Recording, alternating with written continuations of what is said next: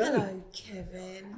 How lovely to see you. Thank you very much. Yes. You said voluntary launch. I'm one of the launch authorities here at the lifeboat. What does that mean exactly? It means that when someone calls 999 and asks for the Coast Guard, they call the launch authority first. So there's 4 or 5 of us who are qualified.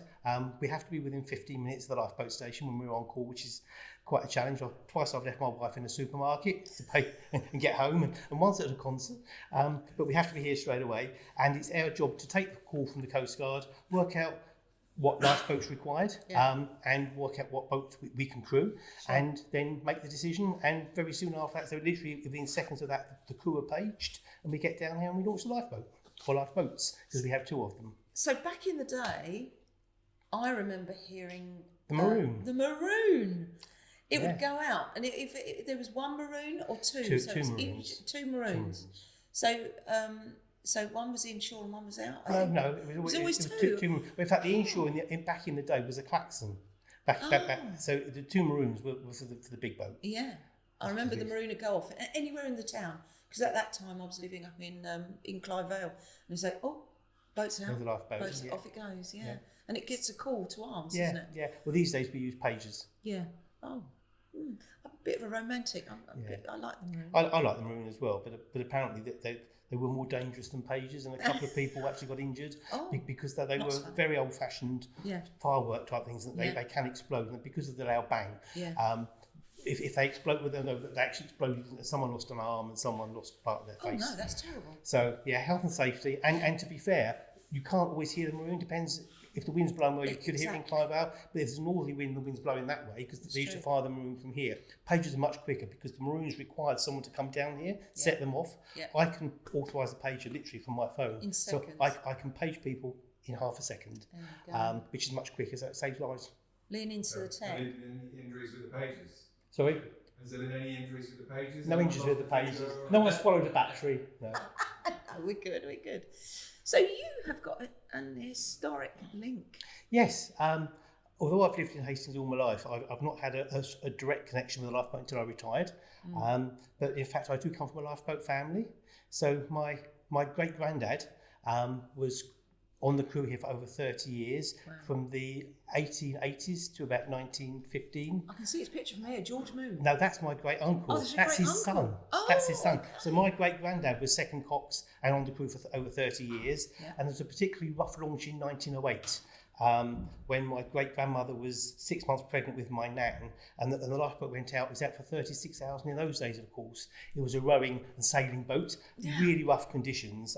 Really rough conditions. They didn't think they were going to get back, but in fact, they were out for 36 hours in no protection at all. It wasn't like now where you have a cabin. So they were in the open air for 36 hours, but actually rescued the crew of a barge, Amy, and my nan was middle name is Amy, after the boat they rescued, because my great-grandmother was 6 months pregnant with my nan, and they weren't expecting her to get back. They thought she might be an orphan, or not have a dad anyway. So so my nan was named after that. But then her brother, my great-uncle, was then cox of the Hastings lifeboat. His picture is up there.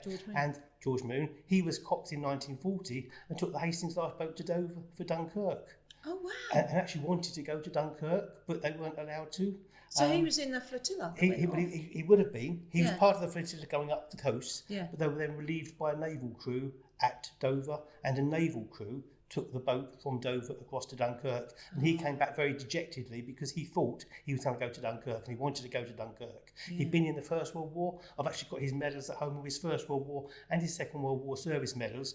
And in fact, he was so disappointed that he couldn't take part in Dunkirk and what happened after that he then left the lifeboat later in 1940 and rejoined the Merchant Navy to actually take part in the war effort that way. Yeah.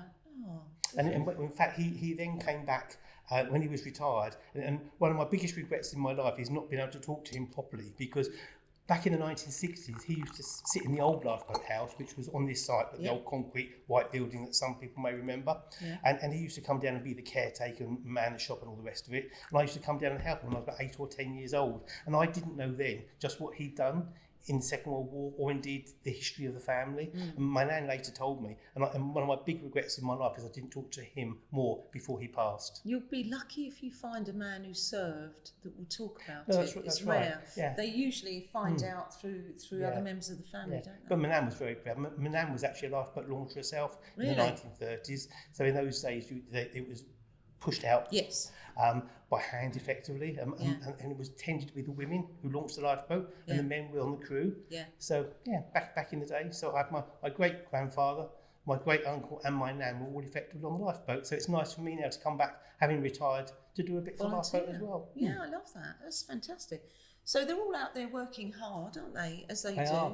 Yeah, we've got two paid members of staff only, and the rest of the people who staff the boats are volunteers. We've got men and women who work on the boats, all volunteers. So yes, it's so good to hear you've got women crew. I've got a dear friend who she's part of Ramsgate crew, and she says, no, you've got to put something back. And they go out in hellish conditions. Yeah, we've got several women crew who go out in obviously very bad conditions. Yeah, women can do that, can't they? Yeah. Women can do that. Women Absolutely. can definitely do that. Yeah, definitely. Yeah, we have had an all-woman crew launch in the past when all of the crew and the tractor driver were all women. Really? I hope that's in the archive Yes, somewhere. it's been recorded. Absolutely, Yeah. so it should be. Can I ask, what's the most common call out? It tends to be people at the moment caught under the rocks at Rock'n'All, just to the east. And that's the inshore lifeboat that goes out for those. The big boat can't get close in, obviously. No, sure. But that we had last March, so I don't want to tempt fate. We had 3 calls in the space of about 3 or 4 days where people got trapped by the tide. It's amazing how many people don't understand tides, particularly visitors. And there was that awful incident a few years ago in Canberra where people drowned because they hadn't understood just They how got cornered, didn't they? tides come in. And Canberra's particularly bad because it comes in behind you. It does.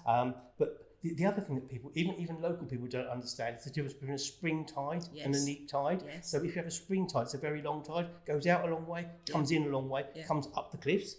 A neap tide doesn't. It doesn't go out so far, it doesn't come in so far. So sometimes people can stand at Rock'n'All at high tide and think, oh, it's not that high. And then they'll think they can walk under there. And that's with a neap tide. The spring tide, it's 2 or 3 metres higher vertically. So along the beach, that's a massive distance. Yes, to make dozens of metres difference, so people can get trapped. So they think they can walk, and they often can't, and they get then trapped under the cliffs. So from an educational point of view, how can people find out this information so that the inshore lifeboat doesn't have to keep popping along to get them? Just Google tide times Hastings and you'll get 3 or 4 different places that all give you the same tide times. I use it all the time. When I'm on call, it's my job to work out what boats we need, what assets we can use, as we say, and I need to know how high the tide's going to be. So if I'm on call, I check every morning and every evening before I go to bed, see what the tide's looking like, what the weather conditions are, so we know what's likely to happen. And so that's you from a professional point of view. So if anybody's thinking of going along and saying, well, if the weather's going to be like today, weather's going to be great, we can just take a little wander, can't we? Check this stuff the night before. Yeah, and always allow plenty of time, because if you think you can walk a certain distance, then you might be able to on a pavement or on a road. Yes. It's not so easy when you're walking along a beach, which can be slippery, which can be very uneven. And as I say, we unfortunately we've had people who have drowned in the past. We absolutely don't want that. And my advice would actually be never walk under the cliffs, even if you think it's safe, because of rockfalls as well, particularly with all the rain we've had recently. Even if the tide's out, the cliffs can still come down, and there have been some quite spectacular cliff falls down Rock'n'All in recent times. So if you want to enjoy the views, walk across the top over Ecclesbourne Glen. Exactly. One other thing is when people love to come down and, I'm coming down because it's really stormy.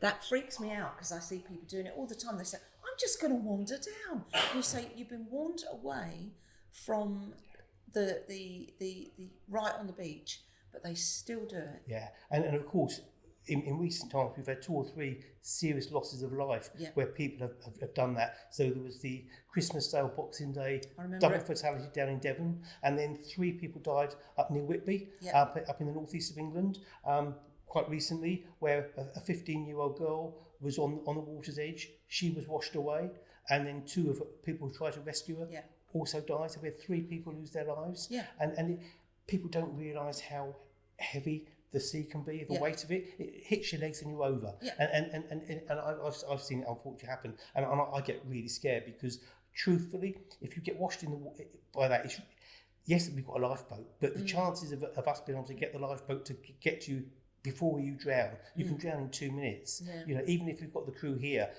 it takes a while to launch the boat in really rough conditions, and we'll obviously do our very best, but don't put your life or other people's lives at risk. Or other people's lives. That's the thing, isn't it? Yeah, definitely. Because in Devon, one of the people who drowned was a helper, and in the northeast of England, 2 of the people were trying to help the person who washed in. So 2 other people died. And yes, it looks like it's fun, but it scares the life out of me. And you see it down here at Rock'n'Roll, you see it on the beach here, and you see it along in St Leonard's as well. You do. When the sea's rough, and I'm sure people think it's fun when you see parents filming their children. I know. That you think, oh my goodness, do you realise how dangerous it is? It sounds like I'm being paranoid health and safety. I'm really not. I know of people who've been washed into the sea, and nationally there are many people who've been drowned because they've been washed into the sea. We're an island. I mean, have respect for it. But this piece of kit that we've got outside, well, this and the inshore, they cost a lot of money to maintain and crew. But don't be silly, people. You know, if you're gonna, especially people that have never lived near the sea. I mean, I've lived here 40 odd years. You're how long have you been 20 here? years. 20 years. 25 years. Yeah. So when you come and live in a town, you've been sort of landlocked forever, and then you come and live in a coastal town. Just have some respect for the sea, for your own life. Without dragging it down. And pets as well. And the sadly, animals. I've seen dogs washed away, and then people have gone in after the dogs, and it's really sad. And I've seen some really dangerous ones. I mean, I lost a really dear friend on Christmas Day.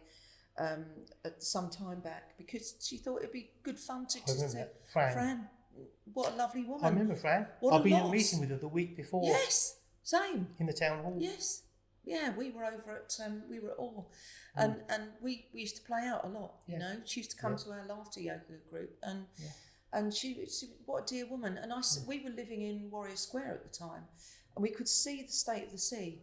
And I saw the post on Facebook, and she said, "Oh, I'm off down." I went, "Please don't, please don't." And then we saw the helicopter coming along. I went, I can't even think about it. Next thing you know, is up comes the post, and it was like, please don't. You know, you just got to be really sensible. Yeah, be sensible. Have respect for it. Have training in it. You know, training in sea swim. You've been a star today. Thank you. Thank you so much, and for allowing us to come in and. It's great to see you here. Yeah. We love supporting local things, so it's great. Us too. Yeah. So go and get Paul. If you could go and get Paul the coxswain, that'd be grand. Thank you very much. Cheers, Kate.